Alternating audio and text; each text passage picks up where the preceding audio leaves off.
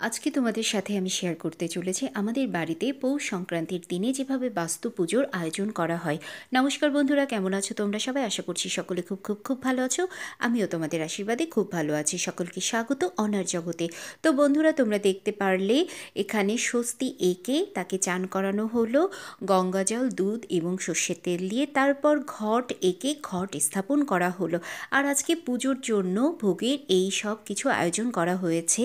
ভোগে ছিল অন্ন, সব রকমের ভাজা, কলই শাক, বাঁধাকপি, ডাল, মিষ্টি, পায়েস, লুচি, সুজি, সন্দেশ, তারপর ছিল সব রকমের সবজি আর চাটনি। আর ফলের মধ্যে ছিল হচ্ছে শসা এবং জলপানি আলু, আর সাথে ছিল হচ্ছে চালকলা। নৈবেদ্য ছাড়া তো আর যে কোনো পুজো সম্পূর্ণ হয় না। আর আমাদের বাড়িতে পুজোটা হয় একদম পুরোহিত ছাড়া। তো যে যার মতো ফ্ল্যাট বাড়িতে থাকি, স্বল্প পরিসরেই আয়োজন করা হয় বাস্তু পুজো। নিয়ম রক্ষা বলো, আর আমার বাড়িতে তো ৩৬৫টা দিন ভোগ লেগেই থাকে। তো বন্ধুরা, কেমন লাগলো আমাদের বাড়ির বাস্তু পুজোর আয়োজনের মুহূর্তটি কমেন্টে অবশ্যই জানিও। দেখা হচ্ছে নতুন ভিডিওতে। টাটা।